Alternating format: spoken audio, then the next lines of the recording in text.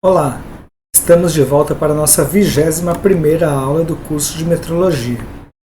Na aula passada, nós iniciamos a terceira unidade falando sobre estados de superfície. Nesta aula, nós vamos tratar sobre sistema de tolerâncias e ajustes e vai apresentar conceitos importantes para que futuramente possamos falar de tolerâncias dimensionais e tolerâncias geométricas. Então vamos olhar os nossos tópicos de aula. Bom, vamos iniciar com uma introdução para contextualizar este assunto das tolerâncias e dos ajustes e mostrar a sua importância para a metrologia e para a indústria. Depois vamos apresentar algumas definições explicando termos que são muito importantes nesse estudo. Por fim, vamos mostrar o equacionamento que deriva da compreensão dessas definições. Então vamos começar a nossa aula. Então, contextualizando esse nosso assunto de hoje, temos que o metrologista não deve estar interessado somente com a aferição do processo. Nós já vimos que em metrologia a gente faz o estudo dos processos de medição e dos resultados da medição. Mas a gente ainda tem algumas outras considerações a fazer. O metrologista, além da questão da aferição do processo, também deve estar perfeitamente ciente de todas as etapas pelas quais passam o produto, e desde o projeto, fabricação, ensaios de todos os tipos que neles sejam aplicados, até que a gente tenha esse produto finalizado, pronto para ir ao mercado. Isso serve para que a meta vislumbrada na fase de idealização se confirme no momento do produto acabado. Os engenheiros ligados às etapas de projeto e à produção devem então ter conhecimento profundo das técnicas de mensuração, sob o risco de estabelecer especificações que não podem ser obedecidas na realização. Então é muito importante que os engenheiros projetistas e os engenheiros ligados ao processo de produção tenham ideia das questões relativas aos processos de fabricação que deverão ser empregados para produzir esta peça, esse componente, e também os processos de medição que devem ser realizados para a verificação dessas dimensões. É muito complicado se os projetistas, na fase de concepção do projeto, não levarem isso em consideração e idealizarem, dimensionarem um produto que, quando for levado à prática para ser realizada a sua fabricação, for impossibilitados de fabricar, porque nenhuma máquina, nenhum método construtivo consegue se adequar à necessidade daquele projeto. Então, as ideias, as concepções iniciais devem sempre ser levadas em consideração visando a futura fabricação para que ela ocorra da maneira mais lógica e mais apropriada possível.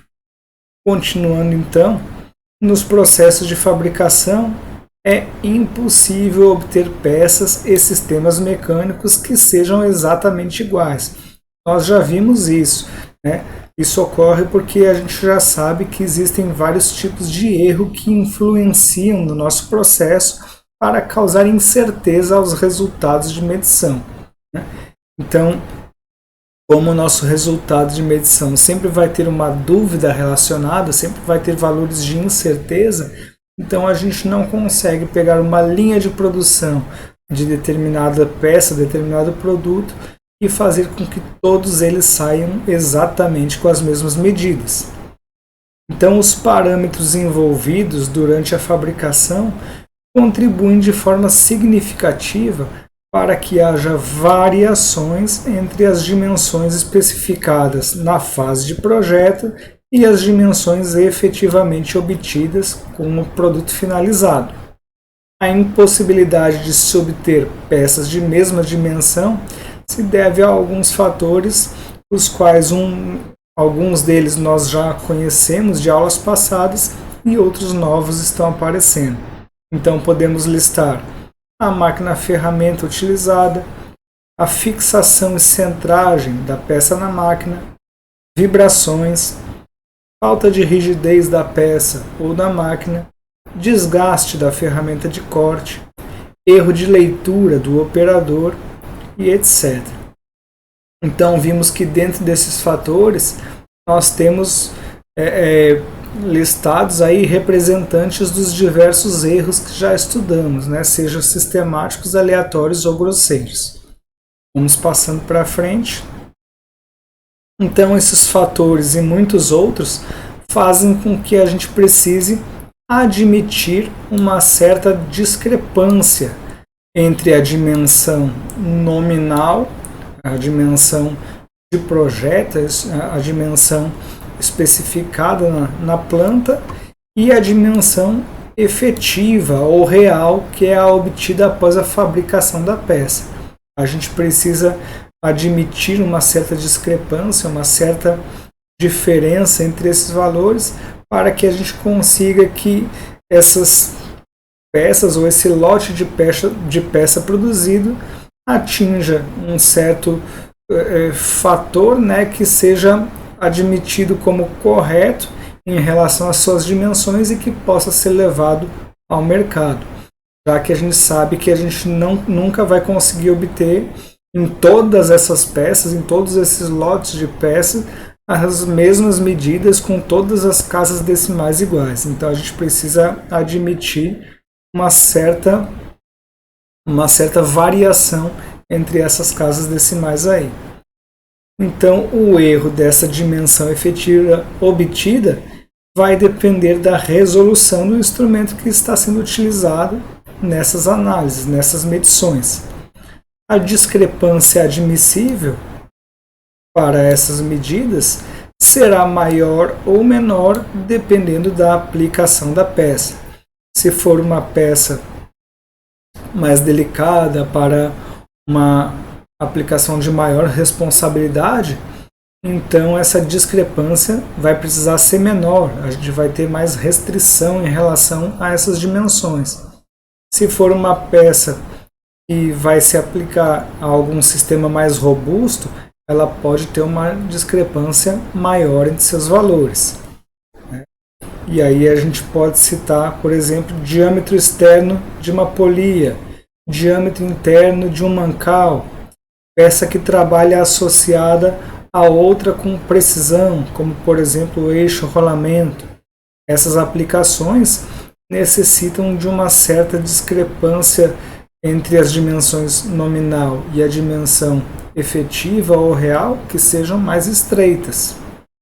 Continuando. E justamente essa discrepância admissível é necessária para que a gente possa garantir a intercambiabilidade entre as peças. Então a intercambiabilidade é uma palavra, é um conceito que a gente na indústria, né, a gente deve sempre levar em consideração. Vamos então definir o que seria a intercambiabilidade. É a possibilidade de, quando se monta um conjunto mecânico, tomar-se ao acaso um lote de peças semelhantes, prontas e verificadas, né? Uma peça qualquer que, quando montada ao conjunto em questão, sem a necessidade de qualquer ajuste ou usinagem secundária, irá dar condições para que o mecanismo funcione de acordo com o que foi projetado. Então a intercambiabilidade diz que se alguma peça de um sistema que eu tenho, seja um eletrodoméstico, seja um automóvel, né, se alguma peça estragou, eu posso ir na loja, comprar uma outra peça semelhante, substituir a que estragou e o meu sistema vai continuar funcionando após essa substituição da maneira como ele foi projetado para funcionar. Aqui na imagem de exemplo do slide, nós temos um automóvel com todas as suas peças, né, separadas. Então o automóvel foi desmontado e todas as suas peças separadas e expostas.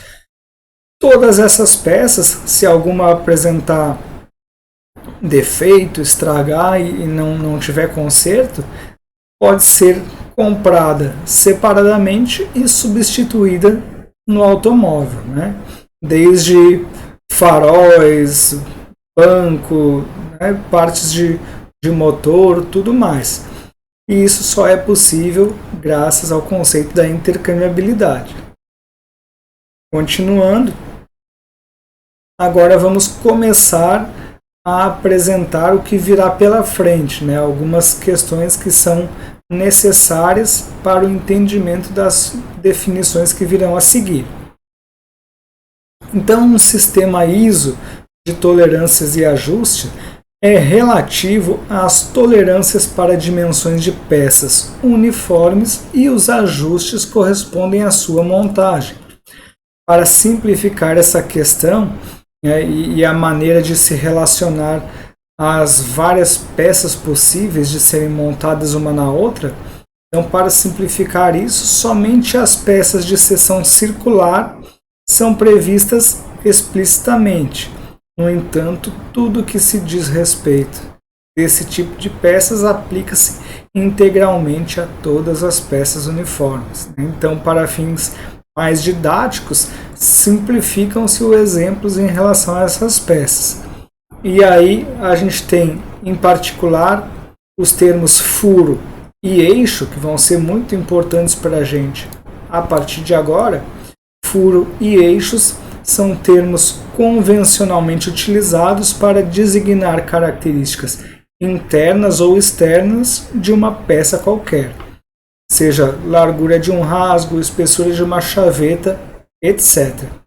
Então, todos os pares de peças a serem montadas, a serem acopladas e que a gente vai avaliar as suas tolerâncias e ajustes, a gente vai chamar de furo e eixo.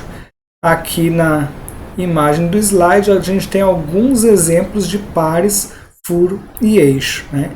Então toda a peça que vai ser montada dentro de outra, independente da sua seção, ela passa a ser um eixo.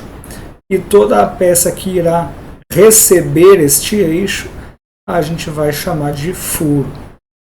Então vamos continuar. Então, iniciando as nossas definições, nós vamos definir justamente esses dois termos, o eixo e o furo.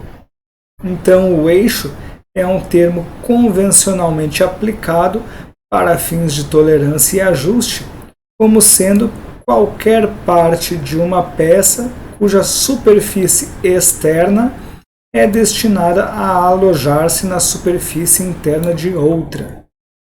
Já o furo é um termo convencionalmente aplicado para fins de tolerância e ajuste, como sendo todo o espaço delimitado por uma superfície interna de uma peça destinada a alojar o eixo. Então, baseado nessas definições e tendo duas peças de exemplo aqui no slide, temos um eixo e uma engrenagem, né? Fica fácil saber qual peça vai ser relacionada a qual termo. Como a engrenagem ela recebe, né, o eixo em sua superfície interna, então a engrenagem nesse caso será a peça que compõe o furo. E o eixo, nesse exemplo, o nome já diz, né, será o eixo dessa montagem. Vamos continuar agora tratando de tolerância. Então, pela inevitável imprecisão que nós já conhecemos em relação aos processos de fabricação, uma peça não pode ser executada rigorosamente a uma dimensão fixa. Nós já vimos então que uma peça ou um lote de peças nunca vai conseguir ter aquele extremo rigor com todas as suas dimensões, todas as suas casas depois da vírgula batendo. Então, para que ela cumpra a sua função, é suficiente que ela esteja entre dois limites admissíveis. E a diferença entre esses dois limites, ou seja, a diferença, o intervalo entre a faixa, o valor mínimo e o valor máximo desses dois limites admissíveis, é justamente o que constitui a tolerância. Agora, sistemas de tolerância. Então, o sistema de tolerância será justamente o conjunto de princípios, regras, fórmulas e tabelas que permite a escolha racional da melhor tolerância para a produção econômica de peças mecânicas intercambiáveis. Então, vai ser todas as normas, regras que vão reger a seleção dessa faixa admissível que constitui a tolerância. Ela tem por finalidade estabelecer limites para os desvios em relação à dimensão nominal e evitar que se tente obter uma exatidão excessiva nas dimensões das peças. Então, o objetivo é justamente estabelecer esses limites, criar os pontos máximos e mínimos que vão determinar esta faixa de tolerância, dentro da qual a gente pode fazer com que as dimensões da peça trabalhada, da peça fabricada, se encontrem e que seja aceita. Continuando, temos outros dois conceitos importantes. O que seria a dimensão nominal? Então, a dimensão nominal é a dimensão básica obtida a partir do projeto, a partir do dimensionamento da peça, e que fixa a origem dos afastamentos nominais. Então, a dimensão nominal é a dimensão que a gente tem no projeto, que é a dimensão que a gente tem na planta. Quando a gente idealiza aquela peça, dimensiona aquela peça e vai desenhar ela no projeto, no AutoCAD, aquela dimensão que a gente tem na planta é a nossa dimensão nominal. E a dimensão efetiva é justamente o valor que a gente tem obtido medindo-se a peça com o instrumento adequado. Então, após a fabricação da peça, você pega um instrumento para fazer a sua medição, agora a gente tem então a dimensão efetiva. Então, a dimensão nominal é a dimensão do projeto antes da fabricação da peça, e a dimensão efetiva é a dimensão real da peça após fabricada. Aqui na imagem nós temos um eixo sendo usinado, acoplado aqui ao torno, e com o paquímetro estamos medindo a dimensão efetiva desse eixo.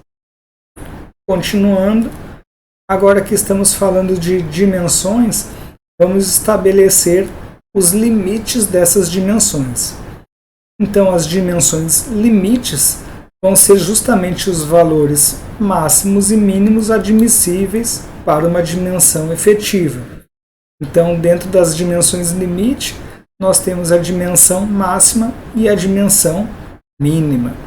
Então, a dimensão máxima vai ser o máximo valor admissível, dessa dimensão efetiva, ou seja, a dimensão máxima é o máximo valor que eu posso ter para a peça após fabricada.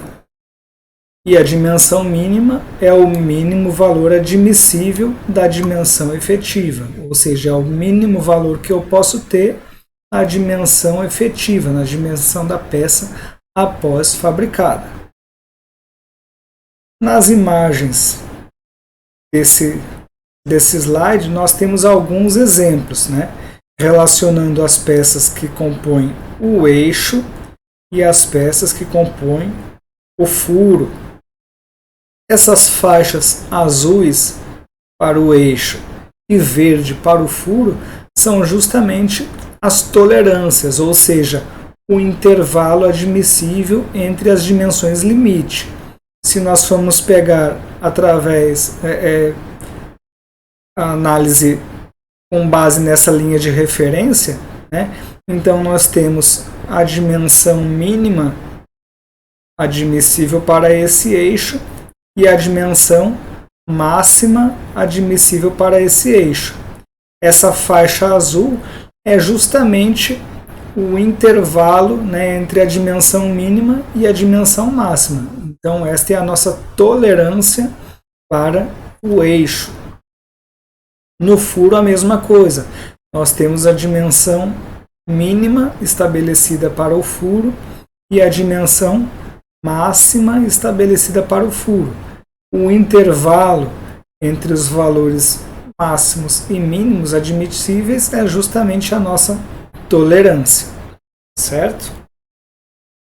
Continuando, a partir das dimensões e das dimensões máximas e mínimas, nós podemos estabelecer os conceitos de afastamento, né?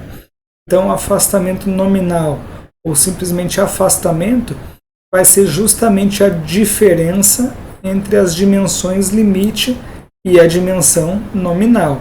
A dimensão nominal, lembrando, é aquela dimensão de projeto que nós temos da peça no seu desenho, na sua planta, antes da sua fabricação. O afastamento superior, então, seria a diferença entre a dimensão máxima e a dimensão nominal, que vai ser representada por AS, quando estivermos tratando do afastamento superior para furo, né? Ou AS minúsculo para o eixo. E aqui já vamos estabelecer uma outra regrinha, uma outra norma para se trabalhar. Sempre que a gente tiver alguma simbologia com letra maiúscula, estamos falando que essa simbologia é referente ao furo. E sempre que a gente tiver uma simbologia com letra minúscula, ela é referente ao eixo. Afastamento inferior vai ser a diferença entre a dimensão mínima e a dimensão nominal. AI maiúsculo para furo, AI minúsculo para eixo. Mas a gente precisa de uma referência para traçar esses afastamentos. A referência vai ser justamente a linha zero. Então a linha zero é a linha que nos desenhos fixa a dimensão nominal e serve justamente para a origem dos afastamentos, positivos acima e negativos abaixo. Se formos para frente, nós teremos uma imagem esquemática que exemplifica as definições que vimos no slide anterior. Então temos exemplos de eixo e exemplo de furo. Já vimos nas definições anteriores as questões relativas à dimensão máxima e dimensão mínima admissíveis para eixo e para furo, e são a diferença entre essas dimensões que estabelece a faixa de tolerância de cada um. E a partir de agora, com esta linha de referência em vermelho, que é a nossa linha zero, que, se a gente lembrar, é a linha que delimita a nossa dimensão nominal, ou seja, dessa linha preta até a linha vermelha, nós temos a nossa dimensão nominal, que é a dimensão de projeto, né? Então, a diferença entre a nossa linha zero e a dimensão mínima vai nos dar o nosso afastamento inferior. E a diferença da linha zero para a nossa dimensão máxima vai nos dar o nosso afastamento superior. Isso tanto para furo como também para eixos. Certo? Continuando. Novas definições. Ajuste. O que seria o ajuste? Que é até um termo que dá nome ao assunto que nós estamos estudando. Então, ajuste é o comportamento dimensional de um eixo em um furo, ambos com a mesma dimensão nominal e caracterizado pela folga ou interferência apresentada. Então, o ajuste é o comportamento deste acoplamento, né? Ele vai ser, dependendo das suas dimensões e das suas tolerâncias, vai ser caracterizado por apresentar folga ou interferência. O que seria a folga, então? A folga é a diferença entre as dimensões do furo e do eixo quando este é menor do que o furo, ou seja, a diferença entre as dimensões do furo e do eixo quando o eixo é menor do que o furo estabelece uma folga. Sempre que o eixo for menor do que o furo, teremos uma folga.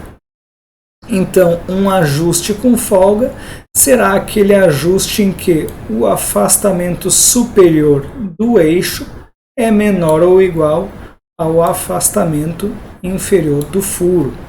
O afastamento inferior do furo é a menor, é baseado na diferença entre a dimensão mínima do furo e a linha zero, né? Então marca a menor dimensão que podemos ter para o furo.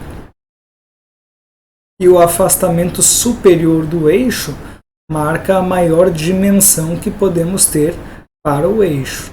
Então, se nessa situação o afastamento superior do eixo é menor ou igual ao afastamento inferior do furo, nós temos um ajuste com folga, porque nós temos que mesmo a maior dimensão admissível para o eixo ainda é menor ou igual do que a menor dimensão admissível para o furo.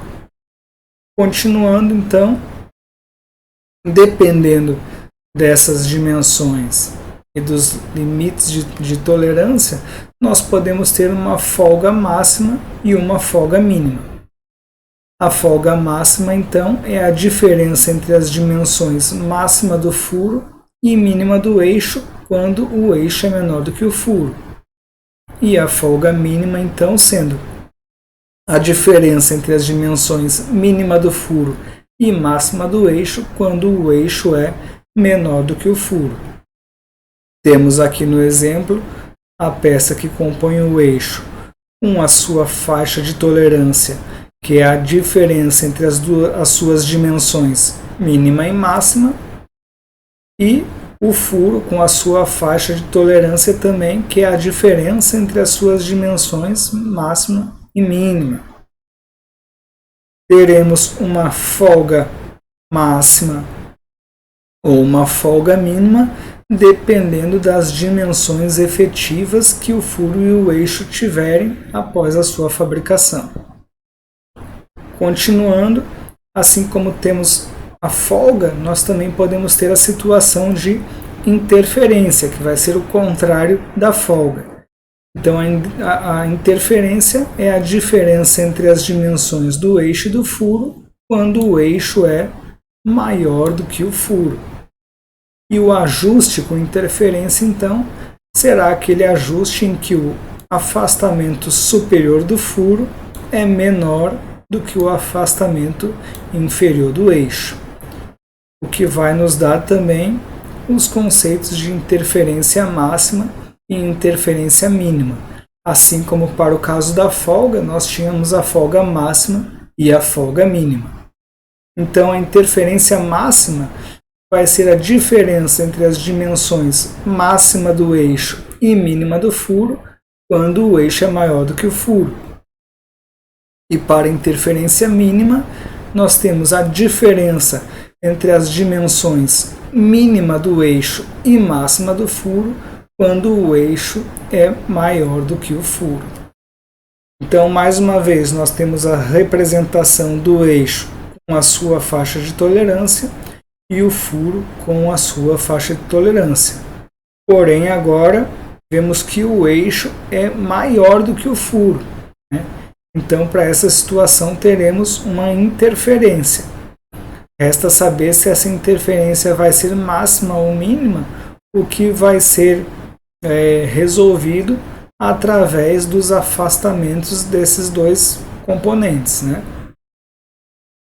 Continuando, podemos ter a possibilidade também de um ajuste incerto. O ajuste incerto é aquele ajuste em que o afastamento superior do eixo é maior do que o afastamento inferior do furo, e o afastamento inferior do eixo é menor do que o afastamento superior do furo. Então, na verdade, o ajuste incerto é uma situação em que a gente não tem nem completamente folga e nem completamente interferência. Se a gente lembrar, a gente tem uma situação de folga quando o eixo é menor do que o furo. E a gente tem uma situação de interferência quando o eixo é maior do que o furo. Porém, se dependendo das suas dimensões e da faixa de tolerância do eixo e do furo, essas situações se sobrepuserem, ou seja, dependendo dos afastamentos, nós podemos ter para o mesmo par de peça uma situação de folga ou uma situação de interferência, então nesse caso nós temos um ajuste incerto. Continuando então, agora a gente precisa tratar de algumas referências para essa montagem. A gente tratou as questões de tolerância, de dimensões, de afastamentos e até mesmo dos ajustes com folga, com interferência e do ajuste incerto, mas a gente precisa, para o acoplamento dessas duas peças, do furo e do eixo, uma referência para a montagem. A gente precisa de uma superfície que vai ser a referência para a análise dessa montagem. E dependendo da superfície que for tomada como referência, a gente vai estar numa situação de eixo base ou furo base. Então vamos ver esses conceitos agora. Então o eixo base é aquele cujo afastamento superior é pré-estabelecido como sendo igual a zero e as dimensões nominal e máxima coincidem. Então o que quer dizer o eixo base? O eixo base é uma situação cuja referência para essa montagem está na superfície do eixo, ou seja, na dimensão máxima do eixo, né? Então nós temos a coincidência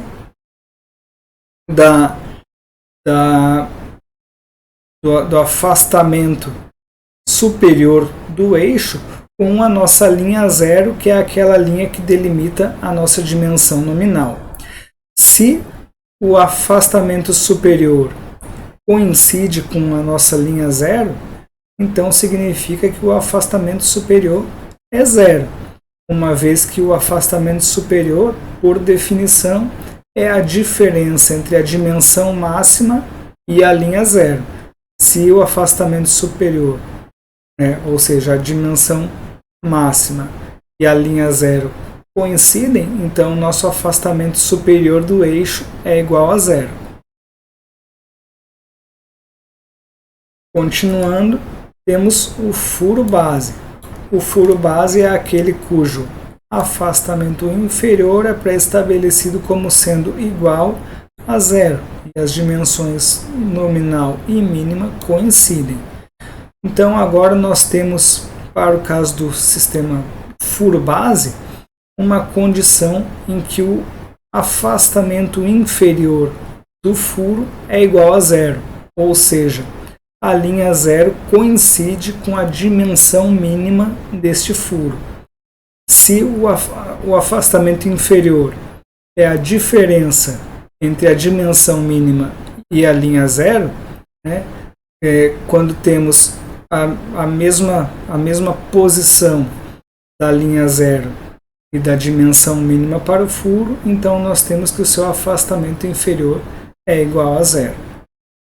Ou seja, a linha zero passa pela superfície interna deste furo. Podemos também ter uma situação de uma posição simétrica, O caso da posição simétrica é aquele em que o afastamento inferior é simétrico ao superior em relação à linha zero.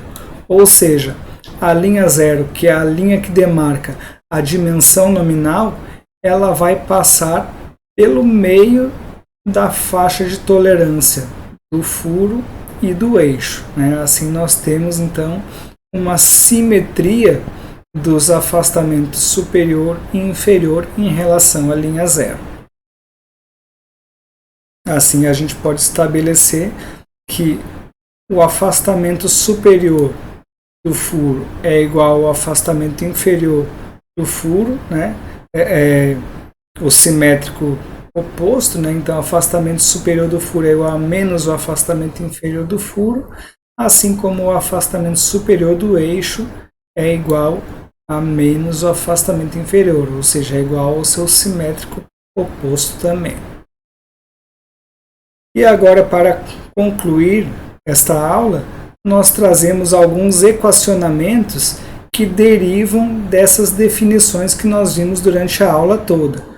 Se nós entendermos os conceitos de tolerância, de dimensões máximas, dimensões mínimas, afastamento superior, afastamento inferior, nós podemos facilmente realizar o equacionamento desses conceitos para descobrir qualquer um.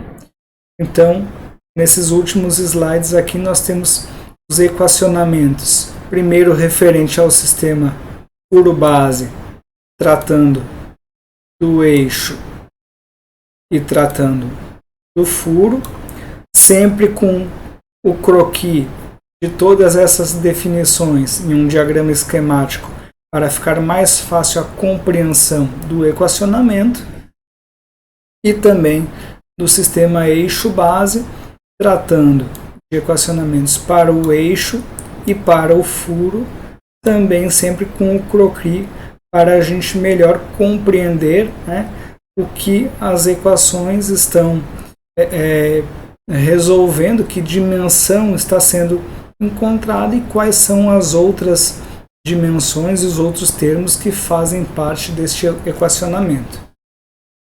Então, por enquanto, ficamos por aqui e até a próxima aula.